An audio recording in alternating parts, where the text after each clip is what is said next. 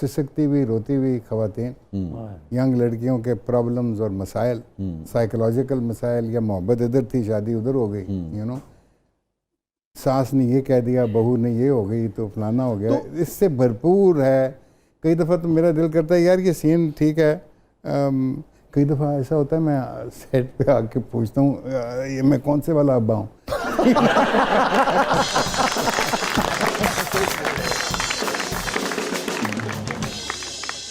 मुझे ये फरमाइए, सोफिया आपने किया था, सोफिया में समीना थी ना जी।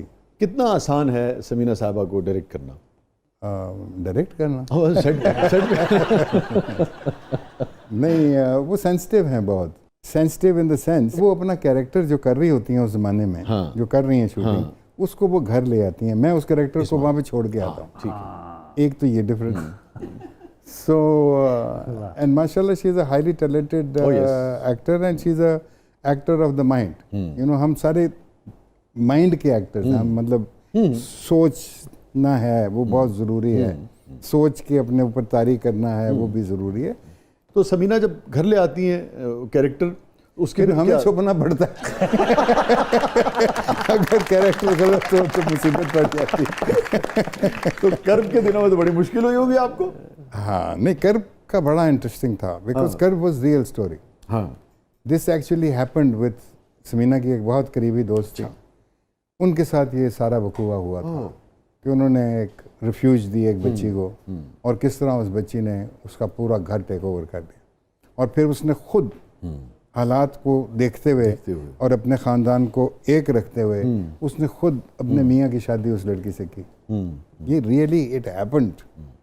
डेनिस आइजक को पेशावर से बुलाया गया। क्या कह रहे हैं? डेनिस साहब के साथ हमने उससे पहले काम किया था। अगेन स्क्रिप्ट की बात आती है कि मुझे एक फ़ोन आया पेशावर से, तारिक सईद साहब का। मेरी मुलाकात उनसे नहीं थी पहले, मैं नाम सुना हुआ था।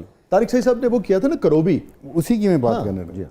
तो मुझे कहा कि जी ये हम कर रहे हैं, तो अब टीवी आपको अफोर्ड नहीं कर सकता फ्रैंकली स्पीकिंग, इधर से आप पेशावर जाएं 15 दिन, फिर 15 दिन, फिर 15 दिन, तो क्या यार किस तरह मैनेज किस तरह करेंगे इसको।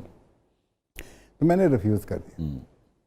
कुछ देर बाद मुझे शाम तक डेनिस आइजक का फ़ोन आ गया। डेनिस से मेरी थोड़ी सी मुलाकात पहले थी।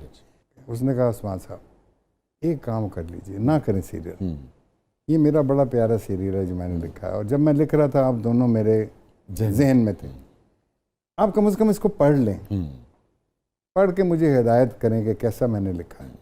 रात को मैंने बैठ के सुबह 4 बजे तक उस स्क्रिप्ट को ख़त्म किया। उसके बाद हम गिर चुके। क्या कहानी थी, क्या तारिक साहब ने और आप सब ने? उसके बाद मैंने समीना को पढ़ा, हम फिर वी डिड दैट। अब आप सोचिए कि जब वो ख़त्म हुआ तो मेरी जेब से उस ज़माने में कोई 2.5-3 लाख रुपए लग चुके थे।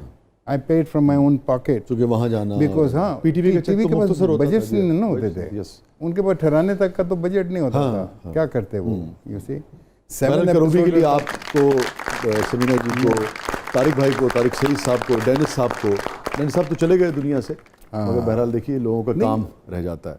उस तरीके के जो कैरेक्टर्स अब नहीं मैसर, उसी जिस तरह दरिया के अंदर असगर नदीम सैयद का पहला ऑलमोस्ट फर्स्ट, जी बिल्कुल ही पहला ही था, उनकी पहचान बना। उसमें भी 25 मिनट वाला, उसमें हमारी तलाक भी करा दी गई। जी वो तो बड़ा उस जमाने का मशहूर तरीन वाक़या था। मैं तुझे तलाक देता हूँ, तुझे तलाक देता हूँ, मैं तलाक देता हूँ।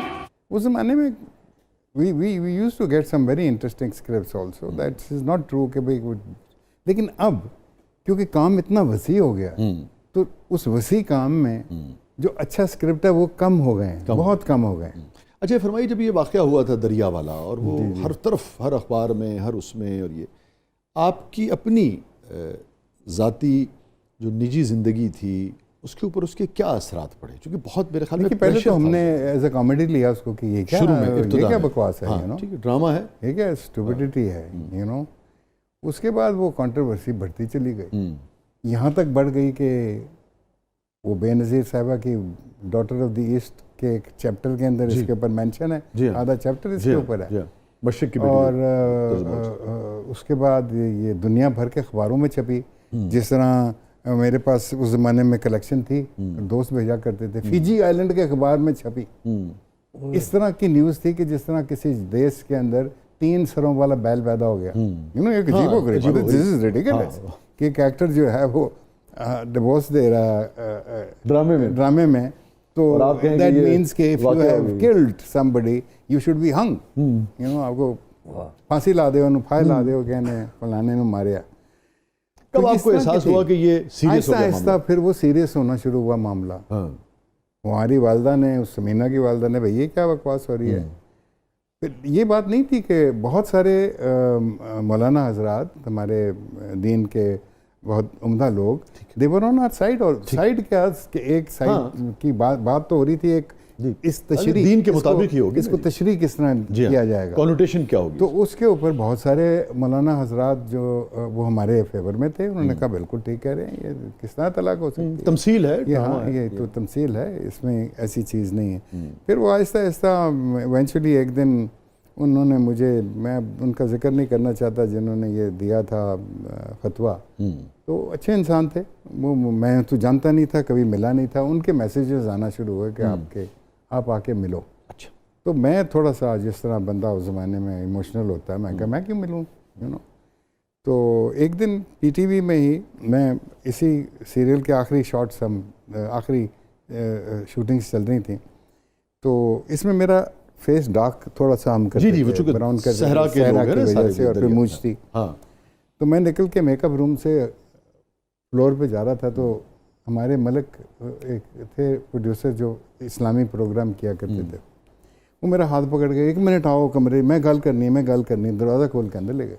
तो वो मौलाना साहब सामने बैठे थे जिन्होंने ये फतवा दिया था।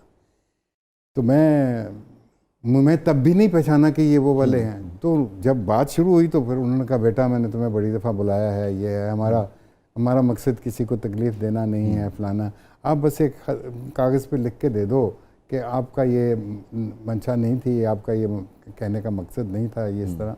तो हम कहेंगे रजू हो गया। अब हमें तो ये टर्म्स भी नहीं समझ में आती हैं, रजू या फलाना। रजू का तो मतलब ये है ना कि तलाक हो गई और उसके बाद दोबारा वापस हो गया। तो मैं वैसे भी, हम यंग थे, इमोशनल थे, मैंने कहा जी मैं क्यों लिखूं, मेरा मतलब है कि मैं तो सोच भी नहीं सकता, मतलब ये why should I right this kind of a thing. खैर जी, दूसरे दिन मौलाना साहब ने एक न्यूज़पेपर में छापा अपना बयान। उन्होंने कहा कि उस्मान साहब मेरे पास आए, उन्होंने अपना मुद्दा बयान किया। उनकी बात सुनने के बाद मैं ये समझता हूँ कि उनका रुजू हो चुका है और इस मसले पे अब मैं किसी से किसी किस्म की बात नहीं करना चाहता। He wanted to get out of it anyways, क्योंकि उसको भी, उन बेचारों को भी नहीं पता था कि क्या, यू नो, डार्कनेस के अंदर किसी ने जाके बकवास की, उनको समझ आधी आई आधी नहीं आई, उन्होंने कहा जी हो गया। तो इस तरह की चीज़ थी, लेकिन इट वाज एम्बैरेसिंग इन अ वे। दुनिया में लोग, यार तुम्हारा मज़हब, अच्छा ड्रामे में काम करते हुए ये हो गया, तो वो ज़रा एम्बैरेसिंग था। दोबारा आपने फिर ड्रामे में तलाक तो नहीं दी होगी? नहीं, कोशिश की किसी और को देने की।